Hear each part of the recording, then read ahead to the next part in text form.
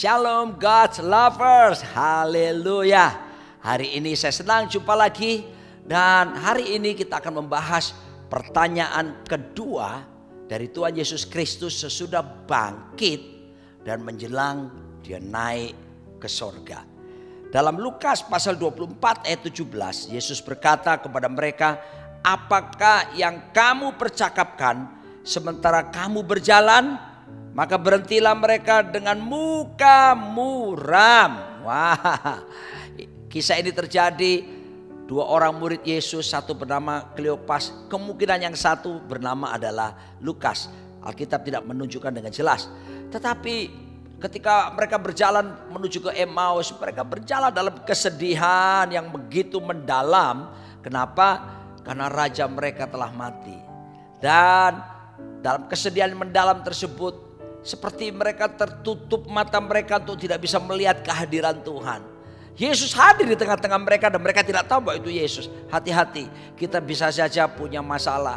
Kita bisa saja punya kesedihan yang mendalam ditinggalkan seseorang kita kasihi. Kita bisa saja punya pergumulan yang hebat atas setiap permasalahan kita hadapi. Entah keuangan, keluarga atau apapun. Tapi jangan sampai hal itu membuat kita larut di dalam masalah tersebut. Sehingga kita tidak bisa melihat kebesaran Tuhan. Dan tidak bisa melihat dengan penuh pertolongan Tuhan di dalam hidup setiap kita. Seperti kemarin, pertanyaan pertama Yesus datang kepada Maria Magdalena. Siapakah yang engkau cari? Mengapa engkau menangis? Siapa engkau cari? Kesedihan yang mendalam membuat Maria Magdalena tidak melihat kehadiran Yesus. Saya memegang tisu. Tisu saya ini kecil sekali. Tapi kalau saya letakkan di depan mata saya seperti ini, maka seluruh dunia akan kelihatan hanya tisu saja. Sebab itu mari dudukkan pergumulan kita, persoalan kita, beban kita apapun pada tempat yang benar. Jangan sampai membuat kita dikuasainya. Tapi biarlah kita melihat bahwa cross before the crown. Salib dulu baru kemudian akan Tuhan berikan yang disebut dengan mahkota. The thorn before the throne. Ya, duri dulu diizinkan terjadi, baru kemudian ada takhta. Dan juga yang berikutnya, the test before the testimony. Ujian dulu diizinkan terjadi oleh Tuhan. Baru kemudian ada kesaksian di mana kita mengalami kemenangan demi kemenangan. Jadi jangan sembarang menengking persoalan ya. Sebab kadang-kadang Tuhan izinkan pergumulan persoalan untuk mendewasakan kita. Merubah karakter kita supaya semakin menyerupai seperti Tuhan Yesus Kristus. Dan dua orang murid ini perkataannya negatif. Ingat, ada ungkapan berkata your word create your world. Perkataanmu akan menciptakan duniamu. Sebab itu hati-hati gunakan perkataan kita. Supaya perkataan kita ini selaras sesuai dengan kehendak Tuhan. Jangan ada perkataan kutuk keluar daripada kita. Tapi biarlah perkataan yang disesuaikan, diselaraskan firman Tuhan. Itu akan membangun masa depan kita. Makanya bagi kita yang sakit, katakan, oleh pilu-pilu Yesus Kristus penyakitku telah disembuhkan. Bagi kita menghadapi pergumulan keuangan, ekonomi, katakan bahwa Allah akan mencukupi segala keperluanku menurut kekayaan kemuliaannya di dalam Yesus Kristus. Katakan Anda menghadapi persoalan-persoalan berat, katakan yang positif. Bersama Yesus aku lakukan perkara besar. Tidak ada yang mustahil bagi Tuhan. Dan tidak ada yang mustahil bagi aku yang percaya kepada Tuhan. Jangan ada timbul apa yang disebut dengan percakapan yang salah, yang negatif, yang tidak benar. Oleh sebab itu ada ungkapan lain berkata, you are what you say.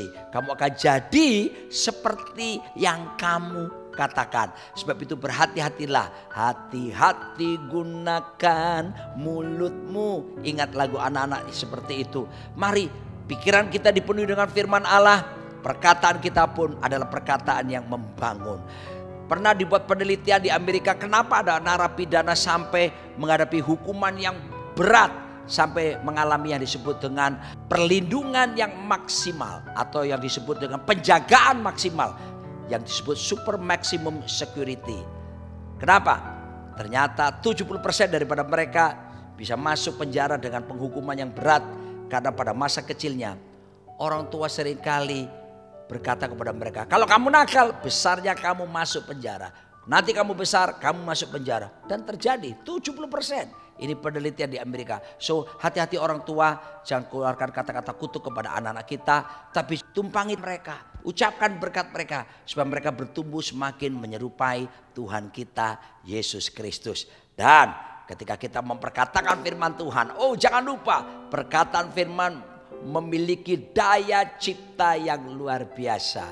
Haleluya. Ketika saya sakit, saya teringat COVID itu yang saturasi oksigen 84 dan saya memakai alat bantu nafas oksigen tapi juga nebulizer untuk memperbesar saluran nafas saya. Alat tersebut bunyinya sampai sekarang membuat trauma. Tit, tit, tit seperti itu. Tapi saya berkata oleh pilu Yesus aku sembuh. Segala perkara dapat kutanggung dalam Dia yang memberi kekuatan kepadaku. Dan saya berkata seperti Filipi 4 ayat 8. Semua yang benar, semua yang mulia, semua yang manis, semua yang adil, semua yang suci, semua yang sedap didengar, semua yang disebut kebajikan dan patut dipuji. Itu yang aku pikirkan. Maka damai sejahtera Allah melampaui segala akal memelihara hati dan pikiran kita dalam Kristus Yesus. Perhatikan perkataan saudara. Biarlah perkataan saudara sesuai dengan firman Tuhan akan ada daya cipta dari tidak ada menjadi ada. Kita berdoa. Kami bersyukur Tuhan, mampukan kami oleh anugerah-Mu untuk kami menjaga lidah mulut bibir kami dari segala ucapan yang menipu, ucapan yang negatif, ucapan yang kotor. Tapi beri kami kasih karunia menjaga lidah mulut bibir kami untuk berkata-kata tentang masa depan yang sesuai dengan firman-Mu. Memperkatakan firman-Mu. Sebab firman-Mu berkuasa mencipta dari tidak ada menjadi ada. Berkati umat-Mu. Mereka akan sepanjang hari ini mereka akan melihat you are what you say. Apa yang dikatakan itu akan terjadi. Dan mulut mereka diurapi oleh Tuhan. Membicarakan hal ke depan bagi kepentingan kerajaan-Mu. Aku lepaskan berkat dalam berkat Allah Bapa, Allah Putra dan Roh Kudus. Amin. Bagi saudara yang terberkati, jangan lupa sharekan program ini kepada saudara-saudara yang lain.